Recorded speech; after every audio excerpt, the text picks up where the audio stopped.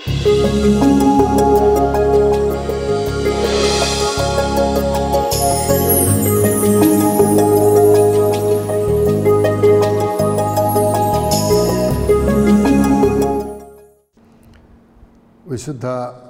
ലൂക്ക എഴുതിയ സുവിശേഷം 1-ാം അധ്യായം 5 മുതൽ 20 വരെയുള്ള വാക്യങ്ങൾ.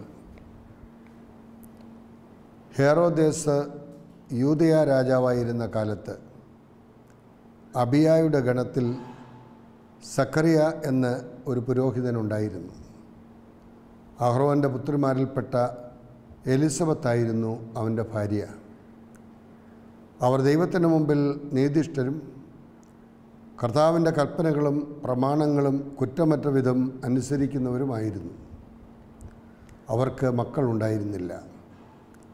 എലിസബത്ത് വന്ധ്യയായിരുന്നു. ഇരുവരും പ്രായം കവിഞ്ഞവരുമായിരുന്നു. തൻ്റെ ഗണത്തിന് നിശ്ചയിക്കപ്പെട്ടിരുന്ന ക്രമമനുസരിച്ച് ദൈവസന്നിധിയിൽ ശുശ്രൂഷ നടത്തി വരവേ പൗരോഹിത്യ വിധി പ്രകാരം കർത്താവിൻ്റെ ആലയത്തിൽ പ്രവേശിച്ച് ധൂപം സമർപ്പിക്കുവാൻ സക്കറിയായിക്ക് കുറി വീണു. ധൂപാർപ്പണ സമയത്ത് സമൂഹം മുഴുവൻ വെളിയിൽ പ്രാർത്ഥിച്ചുകൊണ്ടിരുന്നു. അപ്പോൾ കർത്താവിൻ്റെ ദൂതൻ ധൂപപീഠത്തിന് വലതുവശത്ത് നിൽക്കുന്നതായി അവന് പ്രത്യക്ഷപ്പെട്ടു.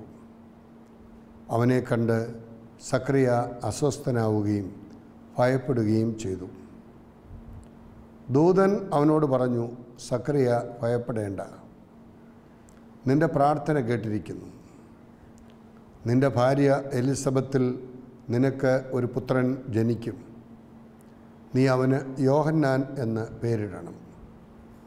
നിനക്ക് ആനന്ദവും സന്തുഷ്ടിയും ഉണ്ടാകും. അനേകർ അവൻ്റെ ജനനത്തിൽ ആഹ്ലാദിക്കുകയും ചെയ്യും. കർത്താവിൻ്റെ സന്നിധിയിൽ അവൻ വലിയവനായിരിക്കും. വീഞ്ഞോ മറ്റ് ലഹരി പാനീയങ്ങളോ അവൻ കുടിക്കുകയില്ല. അമ്മയുടെ ഉദരത്തിൽ വച്ച് തന്നെ അവൻ പരിശുദ്ധാത്മാവിനാൽ നിറയും. ഇസ്രായേൽ മക്കളിൽ വളരെ പേരെ അവരുടെ ദൈവമായ കർത്താവിങ്കിലേക്ക് അവൻ തിരികെ കൊണ്ടുവരും. പിതാക്കന്മാരുടെ ഹൃദയങ്ങളെ മക്കളിലേക്കും അനുസരണമില്ലാത്തവരെ നീതിമാന്മാരുടെ വിവേകത്തിലേക്കും തിരിച്ചുവിടുവാനും സജ്ജീകൃതമായ ഒരു ജനത്തെ കർത്താവിന് വേണ്ടി ഒരുക്കുവാനും ഏലിയായുടെ ചൈതന്യത്തോടും ശക്തിയോടും കൂടെ അവൻ കർത്താവിൻ്റെ മുമ്പേ പോകും. സക്കറിയ ദൂതനോട് ചോദിച്ചു, ഞാനിത് എങ്ങനെ അറിയും? ഞാൻ വൃദ്ധനാണ്, എൻ്റെ ഭാര്യ പ്രായം കവിഞ്ഞവളുമാണ്. ദൂതൻ മറുപടി പറഞ്ഞു, ഞാൻ ദൈവസന്നിധിയിൽ നിൽക്കുന്ന ഗബ്രിയേലാണ്. നിന്നോട് സംസാരിക്കാനും സന്തോഷകരമായ ഈ വാർത്ത നിന്നെ അറിയിക്കുവാനും ഞാൻ അയക്കപ്പെട്ടിരിക്കുന്നു. യഥാകാലം പൂർത്തിയാകേണ്ട എൻ്റെ വചനം അവിശ്വസിച്ചതുകൊണ്ട് നീ മൂകനായിത്തീരും. ഇവ സംഭവിക്കുന്നതുവരെ സംസാരിക്കുവാൻ നിനക്ക് കഴിയുകയില്ല. പ്രിയ സഹോദരങ്ങളെ, യേശുക്രിസ്തുവിൻ്റെ മുന്നോടിയായി കടന്നു വന്ന സ്നാപക യോഹന്നാൻ്റെ ജനനത്തെക്കുറിച്ചുള്ള അറിയിപ്പാണ് നാം ഇപ്പോൾ വായിച്ചു കേട്ട സുവിശേഷ ഭാഗം. ലൂക്കോസിൻ്റെ സുവിശേഷം 1-ാം അധ്യായം 5 മുതൽ 20 വരെയുള്ള വാക്യങ്ങൾ. മഹാനായ ഹെറോദേസ് രാജാവിൻ്റെ ഭരണകാലത്ത് നടന്ന ഒരു സംഭവമാണ് ഇവിടെ. BC 37 നടന്ന ഒരു സംഭവം. ഹെറോദേസ് യൂദയായുടെ രാജാവായിരുന്നപ്പോൾ എന്ന ശൈലിയിലെ യൂദയ അക്കാലത്തെ യഹൂദ പ്രദേശം മുഴുവനുമായിട്ടാണ് വിളിക്കപ്പെട്ടിരുന്നത്. അതായത് യേശുവിൻ്റെ കാലത്തെ പലസ്തീന, ഗലീലി, സമറിയ, യൂദയ ഇവ മൂന്നും ഉൾപ്പെട്ട പലസ്തീന പ്രദേശത്താണ് ഈ കാര്യങ്ങൾ നടന്നത്. സക്കറിയ എലിസബത്ത് ദമ്പതികൾ, ഈ 2 ദമ്പതികളും യഥാർത്ഥ യഹൂദ ഭക്തരായിരുന്നു എന്ന് നാം വായിച്ചു കേട്ടു. ഇരുവരും പുരോഹിത കുടുംബത്തിൽ ജനിച്ചവരുമാണ്. സക്കറിയ അബിയായുടെ ഗണത്തിലും എലിസബത്ത് അഹ്റോൻ്റെ കുടുംബത്തിലും പെട്ട ആളുകളായിരുന്നു. ഇരുവരും കർത്താവിൻ്റെ കൽപ്പനകളും പ്രമാണങ്ങളും കുറ്റമറ്റ വിധം ആചരിച്ചു വന്ന ആളുകളുമായിരുന്നു. ദൈവേഷ്ടപ്രകാരം മാത്രം ജീവിക്കുന്ന നീതിനിഷ്ഠർ എന്നാണ് അവരെക്കുറിച്ച് വിശേഷിപ്പിക്കുന്നത്. എങ്കിലും കർത്താവ് അവർക്ക് സഹനം നൽകുകയാണ്. നീതിനിഷ്ഠരായിരുന്നിട്ടും കർത്താവ് അവർക്ക് മക്കളെ നൽകിയില്ല. എലിസബത്ത് വന്ധ്യയും ഗർഭം ധരിക്കാൻ പ്രായം കവിഞ്ഞവളുമായിരുന്നു. പഴയ നിയമത്തിലെ സാറ, റബേക്ക, റാഫേൽ, സാംസൻ്റെ അമ്മ എന്നിവരെ പോലെ സക്രിയായും പ്രായം ചെന്നവനായിരുന്നു. ഇവർക്ക് മക്കളുണ്ടാകുവാൻ മാനുഷികമായ ഒരു സാധ്യതയുമില്ല. സന്താനമില്ലായ്മ ഒരു ശാപമായിട്ടാണ് അന്നും ഇന്നും ജനം കാണുന്നത്. മക്കളില്ലായ്മ യഹൂദർക്ക് വലിയ അപമാനമായിരുന്നു.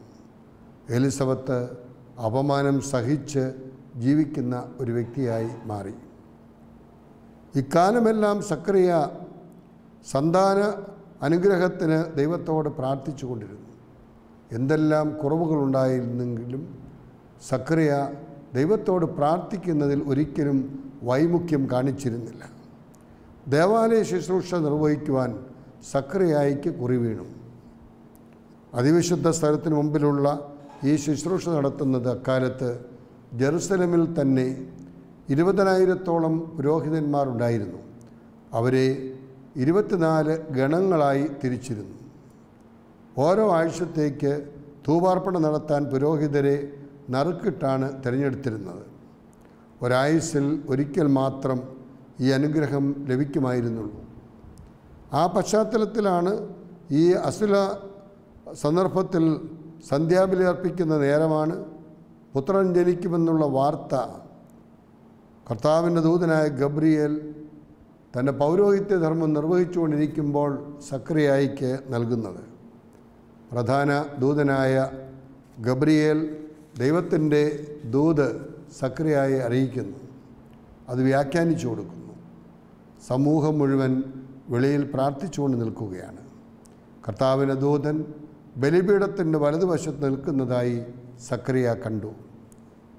ദൂതനെ കണ്ട സക്രിയ അസ്വസ്ഥനാവുകയും ഭയചകിതനാവുകയും ചെയ്തു. ദൈവിക പ്രത്യക്ഷപ്പെടലിന് മനുഷ്യൻ്റെ സ്വാഭാവികമായ പ്രഥമ പ്രതികരണമാണ് ഭയവും അസ്വസ്ഥതയും. ഇത് കണ്ടുകൊണ്ട് ദൂതൻ പറയുകയാണ്, ഭയപ്പെടേണ്ട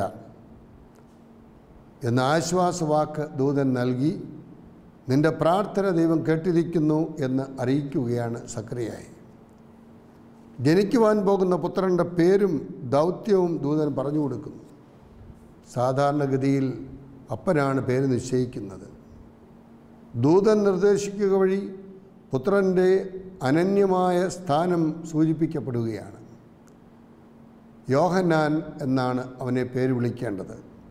യോഹന്നാൻ എന്ന വാക്കിൻ്റെ അർത്ഥം കർത്താവ് കാരുണ്യവാനാണ്, കർത്താവ് കരുണ ചെയ്തു എന്നാണ്. സക്രിയായുടെ കഴിവോ മിടുക്കോ ഒന്നുമല്ല. വാർദ്ധക്യകാലത്ത് ദൈവം തന്നോട് കാരുണ്യം ചെയ്തു. ദൈവം കാരുണ്യവാനാണെന്നുള്ള ആ അർത്ഥമാണ് യോഹന്നാനിലൂടെ സക്രിയായിക്ക് ലഭിക്കാൻ പോകുന്നതെന്നുള്ള സൂചന. സക്രിയ എന്ന വാക്കിൻ്റെ അർത്ഥം ദൈവം ഓർത്തു എന്നാണ്. തൻ്റെ പൗരോഹിത്യധർമ്മം നിർവഹിക്കുമ്പോഴും തൻ്റെ കുറവുകളെക്കുറിച്ചുള്ള ദുഃഖമുണ്ടായിരുന്നിട്ടും കടമകൾ നിറവേറ്റുന്ന സക്രിയയെ ദൈവം ഓർക്കുകയാണ്. ഒരമ്മ പാല് കുടിക്കുന്ന കുഞ്ഞിനെ മറന്നാലും ഞാൻ നിന്നെ മറക്കില്ല, നിന്നെ എൻ്റെ ഉള്ളം കൈയിൽ കാത്തു സൂക്ഷിക്കുകയാണ്, കണ്ണിൻ്റെ കൃഷ്ണമണി പോലെ കാത്തു സൂക്ഷിക്കുകയാണ്. എത്ര അർത്ഥവത്തായ ഒരു വാക്യമാണ് നാം ഇവിടെ കാണുന്നത്. സക്രിയ ദൈവം ഓർത്തു എന്ന ആ വാക്ക് എപ്പോഴും നാം മനസ്സിലാക്കേണ്ട ഒരു യാഥാർത്ഥ്യം, ദൈവം നമ്മെ ഓർക്കുന്നവനാണ്. ഒരിക്കലും നമ്മെ ദൈവം വിസ്മരിക്കുകയില്ല.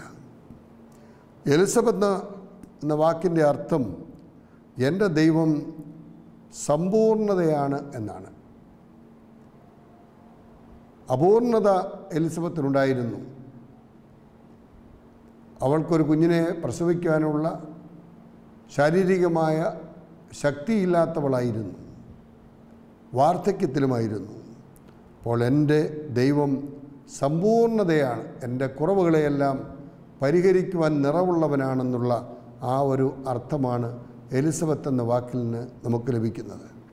അപ്പോൾ എപ്പോഴും നാം ഓർക്കേണ്ടത് കർത്താവിൻ്റെ കാരുണ്യം, കർത്താവ് എന്നോട് കരുണ ചെയ്തു, ദൈവം എന്നെ ഓർക്കുന്നു, ദൈവം എൻ്റെ സമ്പൂർണ്ണതയാണ് എന്നൊക്കെ പ്രഘോഷിക്കുവാൻ നമ്മുടെ ജീവിതത്തിൽ കഴിയുമ്പോഴാണ് ഇവരുടെയൊക്കെ ജീവിതം നമുക്ക് അർത്ഥവത്തായി തീരുന്നത്. ഈ പേരുകൾ ആകസ്മികമല്ല, പ്രത്യുത രക്ഷാകര ചരിത്രം സംക്ഷേപിച്ചിട്ടുള്ള പേരുകളാണ്. നിൻ്റെ ഭാര്യ എലിസബത്ത് നിനക്കൊരു പുത്രനെ നൽകും. അസാധ്യമെന്ന് അവർ കരുതിയിരുന്നത് ദൈവം സുസാധ്യമാക്കി കൊടുക്കുകയാണ്. തന്മൂലം സക്രിയയുടെ വിശ്വാസം ഉണർത്തുകയാണ്. നിനക്ക് ആനന്ദവും സന്തോഷവും ഉണ്ടാകും. പുത്രനെ ലഭിക്കും എന്നതിൻ്റെ അടിസ്ഥാനത്തിൽ ഒരു പിതാവിനുണ്ടാകുന്ന കേവലം ആനന്ദമല്ല ഇത്. പ്രത്യുത ഇസ്രായേലിൻ്റെ ദൈവം തൻ്റെ വാഗ്ദാനങ്ങൾ പൂർത്തീകരിച്ചുകൊണ്ട് ദാവീദിൻ്റെ ഭവനത്തിൽ നിന്ന് ഒരു രക്ഷകനെ ഉയർത്തും. അവന് മുമ്പേ പോകുവാൻ വഴിയൊരുക്കുവാൻ ഒരു കുഞ്ഞുണ്ടാകുകയും ചെയ്തിരിക്കുന്നു എന്നുള്ള ആനന്ദമാണ് ഇവിടെ അവരെ അറിയിക്കുന്നത്. അനേകർ അവൻ്റെ ജനനത്തിൽ ആഹ്ലാദിക്കുന്നു. അപ്പോൾ ഓരോ ശിശുവും ഈ ലോകത്തിലേക്ക് ദൈവം നമ്മെ സ്നേഹിക്കുന്നു, ദൈവം നമ്മോട് കരുണ കാണിക്കുന്നു, നമ്മെ ദൈവം അപൂർണതയിൽ നിന്ന് പൂർണ്ണതയിലേക്ക് കൊണ്ടുവരുന്നു എന്നുള്ള ആ സത്യം നമ്മെ ഓർമ്മിപ്പിക്കുകയാണ്. യോഹന്നാൻ സ്നാപകൻ കർത്താവിൻ്റെ സന്നിധിയിൽ അവൻ വലിയവനായിരിക്കും. സ്ത്രീയിൽ നിന്ന് ജനിച്ചവരിൽ യോഹന്നാനേക്കാൾ വലിയവനില്ല. കർത്താവിന് വേണ്ടി വേർതിരിക്കപ്പെട്ട യോഗിയായി യോഹന്നാൻ ജീവിക്കുന്നു. മനുഷ്യരെ ഉത്തേജിപ്പിക്കുന്ന ലഹരിപാനീയങ്ങൾ അവൻ കുടിക്കുകയില്ല. അമ്മയുടെ ഉദരത്തിൽ വെച്ച് തന്നെ അവൻ പരിശുദ്ധാത്മാവിനിൽ നിറഞ്ഞു. പരിശുദ്ധാത്മാവാണ് യോഹന്നാൻ്റെ ശക്തി. ഇസ്രായേൽ അനേകരെ അവൻ മാനസാന്തരപ്പെടുത്തും. വിഗ്രഹാരാധന, പാപജീവിതം എന്നിവയിൽ നിന്ന് പിന്തിരിപ്പിച്ച് ദൈവസ്നേഹത്തിലേക്കും ദൈവശുശ്രൂഷയിലേക്കും ആനയിക്കും. പാപമോചനത്തിലുള്ള മാനസാന്തരത്തിൻ്റെ ജ്ഞാനസ്നാനം പ്രസംഗിച്ച് അനേകരെ കർത്താവിനെ സ്വീകരിക്കുവാൻ ഒരുക്കും.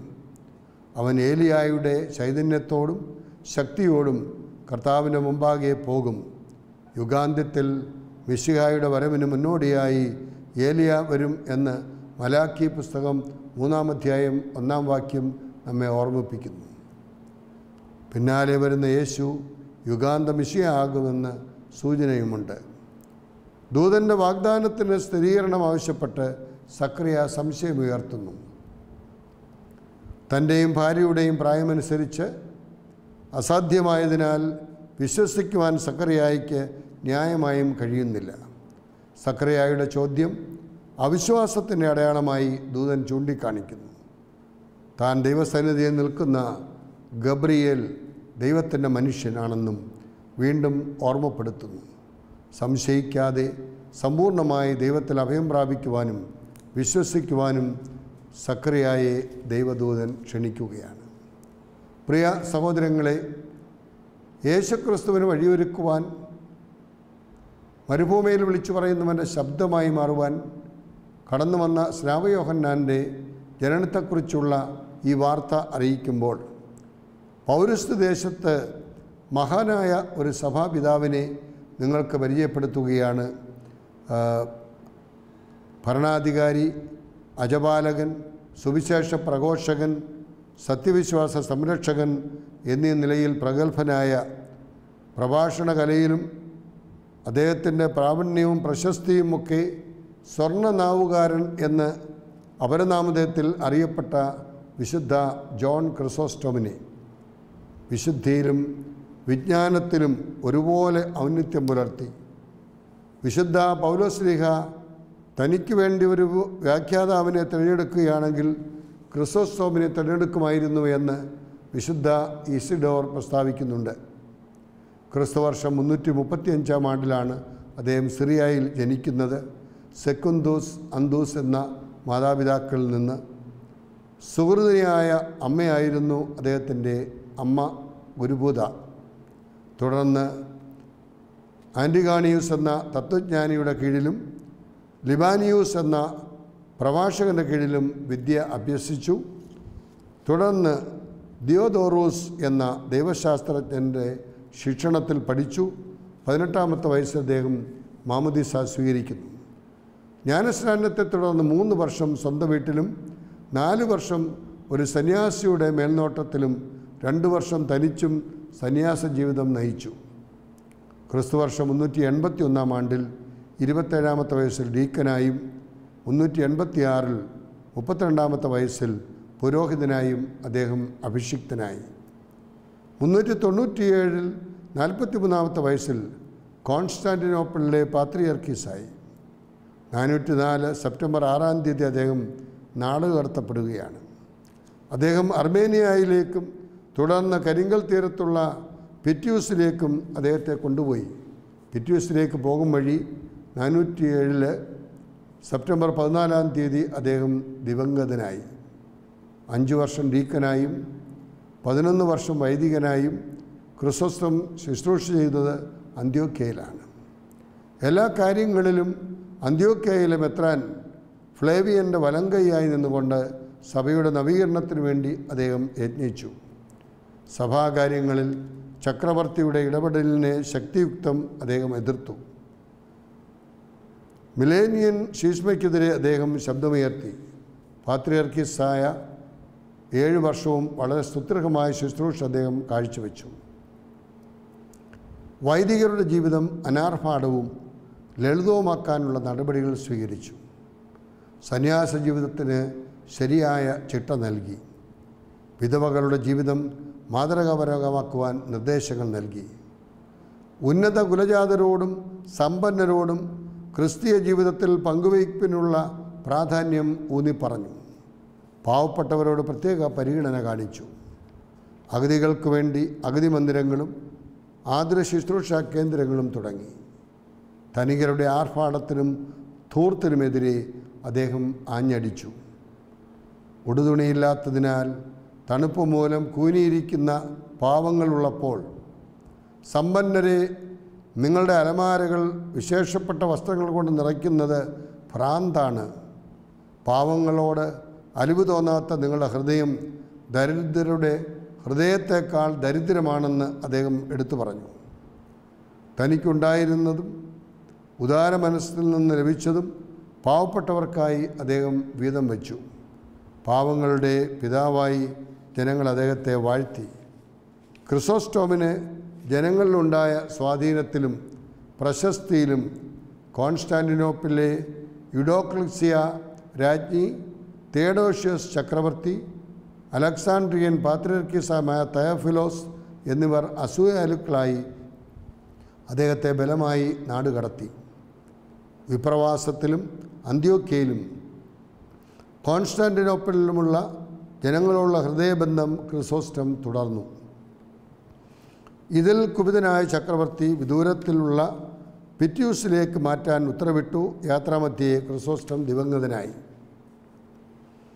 ക്രിസ്തുവർഷം 439 ജനുവരി 27-ന് തേഡോഷ്യസ് ചക്രവർത്തിയുടെ മകൻ തേഡോഷ്യസ് രണ്ടാമൻ തൻ്റെ മാതാപിതാക്കളുടെ ദ്രോഹത്തിന് മാപ്പ് ചോദിച്ചുകൊണ്ട് ക്രിസോസ്റ്റോമിൻ്റെ ഭൗതിക ശരീരം കോൺസ്റ്റാന്റിനോപ്പിൾ കൊണ്ടുവന്ന് വളരെ ആദരവോടെ സംസ്കരിച്ചു. എന്തായിരുന്നു അദ്ദേഹത്തിൻ്റെ പ്രത്യേകതകൾ? വേദപുസ്തക വ്യാഖ്യാനം അദ്ദേഹം ഏറെ ഇഷ്ടപ്പെട്ട ഒന്നാണ്. അന്ത്യോക്യൻ ദൈവശാസ്ത്ര സമീപനം ഉൾക്കൊണ്ടു. പ്രായോഗിക ജീവിതത്തിന് ചേർന്ന വിധം വളരെ ലളിതവും സരളവുമായി അദ്ദേഹം വചനം വ്യാഖ്യാനിച്ചു. ഉൽപ്പത്തി, സങ്കീർത്തനങ്ങൾ, ഏശയ എന്നീ പഴയ നിയമ ഗ്രന്ഥങ്ങളും ആസ്പദമാക്കി ധാരാളമായി എഴുതി. വിശുദ്ധ പൗലോസിൻ്റെ ലേഖനങ്ങളെ ആസ്പദമാക്കി 250-ഉം വിശുദ്ധ മത്തായി ശ്ലീഹായുടെ സുവിശേഷത്തെ ആസ്പദമാക്കി 90-ഉം വിശുദ്ധ ലൂക്കായുടെ സുവിശേഷത്തെ ആസ്പദമാക്കി 7-ഉം യോഹന്നാൻ്റെ സുവിശേഷത്തെ ആസ്പദമാക്കി 88-ഉം അപ്പോസ്തല പ്രവർത്തനങ്ങളെ അടിസ്ഥാനമാക്കി 3 ഗണം പ്രസംഗങ്ങളും അദ്ദേഹം രചിച്ചു. കൂടാതെ ദനഹ, ഈസ്റ്റർ, സ്വർഗാരോഹണം എന്നീ തിരുനാളുകളെക്കുറിച്ചും അദ്ദേഹം ഏറെ പ്രബന്ധങ്ങൾ രചിച്ചു. ധാരാളം ചരമപ്രസംഗങ്ങളും അദ്ദേഹത്തിൻ്റെ വകയായുണ്ട്. ക്രിസ്തുവർഷം 386 പൗരോഹിത്യത്തെക്കുറിച്ച് അദ്ദേഹം എഴുതിയ പഠനം ഇന്നും ആ വിഷയത്തിൽ വളരെ മികച്ചതാണ്. വിശുദ്ധ കുർബാനയെക്കുറിച്ച് പണ്ഡിതോചിതമായ ലേഖനങ്ങൾ രചിച്ചതിനാൽ വിശുദ്ധ കുർബാനയുടെ വേദപാരംഗതൻ എന്ന് അദ്ദേഹം അറിയപ്പെട്ടു. സത്യവിശ്വാസം മുറുകെ പിടിക്കുകയും സഭയോട് അവികലമായ കൂറ് പുലർത്തുകയും പ്രതിസന്ധികളിൽ തളരാതെ ദൈവമഹത്വത്തിനും ദൈവമക്കളുടെ വളർച്ചയ്ക്കുമായി പ്രവർത്തിക്കുകയും ചെയ്ത വിശുദ്ധനും വിജ്ഞാനിയുമാണ് വിശുദ്ധ ക്രിസോസ്റ്റം. അപ്പോൾ എന്തായിരുന്നു അദ്ദേഹത്തിൻ്റെ പ്രത്യേകത? സത്യവിശ്വാസത്തെ മുറുകെ പിടിച്ചു. സത്യവിശ്വാസത്തിൽ നിന്നും ജനങ്ങളെ അകറ്റുവാനുള്ള ബോധപൂർവമായ പരിശ്രമം നടത്തിയപ്പോൾ പാടുപീടുകൾ സഹിച്ച് മരിച്ച് മഹത്വത്തിലേക്ക് പ്രവേശിച്ച യേശുക്രിസ്തുവാണ് രക്ഷകൻ. ആ രക്ഷകനല്ലാതെ മറ്റൊരു രക്ഷകനില്ല എന്നുള്ള ആ സത്യവിശ്വാസം, യേശുക്രിസ്തു നമുക്ക് വേണ്ടി മരിച്ചു, യേശുക്രിസ്തു നമുക്ക് വേണ്ടി ഉയർത്തു, യേശുക്രിസ്തു വീണ്ടും വരും എന്നുള്ള ആ വിശ്വാസം മുറുകെ പിടിച്ചുകൊണ്ട് സഭയുടെ അവികലമായ കൂറ് പുലർത്തുകയും പ്രതിസന്ധികളിൽ തളരാതെ ദൈവമഹത്വത്തിനും ദൈവമക്കളുടെ വളർച്ചയ്ക്കും വേണ്ടി പ്രവർത്തിക്കുകയും ചെയ്തു. അപ്പോൾ ഒരു വ്യക്തിയുടെ പ്രവർത്തനം ദൈവത്തിൻ്റെ മഹത്വത്തിനായി ജനം നന്മയ്ക്കായി മാറ്റിയെടുക്കുവാൻ കഴിയണം എന്നുള്ളതാണ് അദ്ദേഹം നമുക്ക് നൽകുന്ന സന്ദേശം. വിശുദ്ധനും വിജ്ഞാനിയുമായിരുന്നു വിശുദ്ധ ക്രിസോസ്റ്റം. അദ്ദേഹത്തിൻ്റെ പ്രബന്ധങ്ങൾ, കുർബാനയെക്കുറിച്ചുള്ള പ്രബോധനം, പൗരോഹിത്യത്തെക്കുറിച്ചുള്ള പ്രബോധനമൊക്കെ ഏറെ ശ്ലാഘനീയമായ ഒന്നാണ്. കർത്താവിൻ്റെ രക്തം രുചിച്ചറിഞ്ഞ നിങ്ങളുടെ സഹോദരനെ തിരിച്ചറിയുന്നില്ലേ എന്ന് അദ്ദേഹം ചോദിക്കുന്നുണ്ട്. വാസ്തവത്തിൽ അൾത്താരയിലെ യേശുവിനെ, ഹൃദയത്തിലേക്ക് വരുന്ന യേശുവിനെ ഈ അനാഥക്കുഞ്ഞിൽ കാണുന്നു, ഈ വൃദ്ധരായ അവഗണിക്കപ്പെട്ടവരിൽ കാണുന്നു, ഈ എയ്ഡ്സ് രോഗിയിൽ കാണുന്നു, ഈ കുഷ്ഠരോഗിയിൽ കാണുന്നു എന്നൊക്കെ മദർ തെരേസ പറഞ്ഞതുപോലെ വിശുദ്ധ കുർബാനയിൽ നിങ്ങൾ സ്വീകരിക്കുന്ന ദൈവത്തെ എന്തുകൊണ്ട് കാണപ്പെടുന്ന ദൈവങ്ങളായ ഈ മനുഷ്യരിൽ കാണുവാൻ കഴിയുന്നില്ല എന്ന് അദ്ദേഹം ചോദിക്കുമ്പോൾ അത് കുർബാനയോടുള്ള ഭക്തി, ദൈവത്തോടുള്ള ആ ഒരു കൂറ്, ജനങ്ങളോടുള്ള പ്രതിബദ്ധത എടുത്തു കാണിക്കുന്ന ഒന്നാണ്. വിശുദ്ധ കുർബാന വഴി കർത്താവ് നിങ്ങളോട് കരുണ കാണിച്ചു. ദൈവത്തിന് നമ്മോട് കാണിക്കാവുന്ന ഏറ്റവും വലിയ ഔദാര്യമാണ് വിശുദ്ധ കുർബാന സ്ഥാപനം. തൻ്റെ സാന്നിധ്യം തൻ്റെ മക്കൾക്ക് എന്നും സംരഭ്യമാക്കി കൊടുക്കുവാൻ സ്നേഹത്തിൻ്റെ കൂദാശ വിശുദ്ധ കുർബാന അവിടുന്ന് സ്ഥാപിച്ചത് ദിവ്യ കാരുണ്യമായിട്ടാണ്. ആ ദിവ്യ കാരുണ്യം ഉൾക്കൊണ്ടുകൊണ്ട് കാരുണ്യമേകുവാൻ നമുക്ക് കഴിയണം. നിങ്ങളുടെ പാപങ്ങളെല്ലാം ക്ഷമിച്ചു, കർത്താവ് നിങ്ങളെ ക്ഷണിച്ച് കരുണ കാണിച്ചതിനാൽ നിങ്ങളും കൂടുതൽ കരുണയുള്ളവരായിരിക്കുവിൻ. വിചാരത്താലും വാക്കാലും പ്രവൃത്തിയാലും ദൈവത്തിനെതിരെ, മനുഷ്യർക്കെതിരെ, മനസാക്ഷിക്കെതിരെ, ഈ പ്രപഞ്ചത്തിനെതിരെ ചെയ്തുപോയ പാപങ്ങളെക്കുറിച്ച് അനുതാപത്തോടെ അനുരഞ്ജനം പ്രാപിക്കുമ്പോൾ നിങ്ങളുടെ പാപങ്ങൾ എത്ര വലുതാണെങ്കിലും അത് തമ്പുരാൻ്റെ കരുണാസമുദ്രത്തിൽ ഒരു തുള്ളി ചെളി പോലെ കഴുകിക്കളയുവാൻ സഹായകമാണ് എന്ന് നമ്മെ ഓർമ്മിപ്പിക്കുമ്പോൾ ആ കാരുണ്യം നിങ്ങളോട് കാണിച്ചതിനാൽ നിങ്ങളും കൂടുതൽ കരുണയുള്ളവരായിരിക്കുവീൻ എന്ന് തമ്പുരാൻ നമ്മോട് പറയുകയാണ്. തമ്പുരാൻ്റെ കാരുണ്യമല്ലാതെ മറ്റൊന്നും നമുക്കില്ല. നമ്മുടെ കഴിവോ മിടുക്കോ ഒന്നുമല്ല. തമ്പുരാൻ്റെ കാരുണ്യമാണ് ഇന്ന് നാമൊക്കെ ഈ നിലയിലായിരിക്കുന്നത്.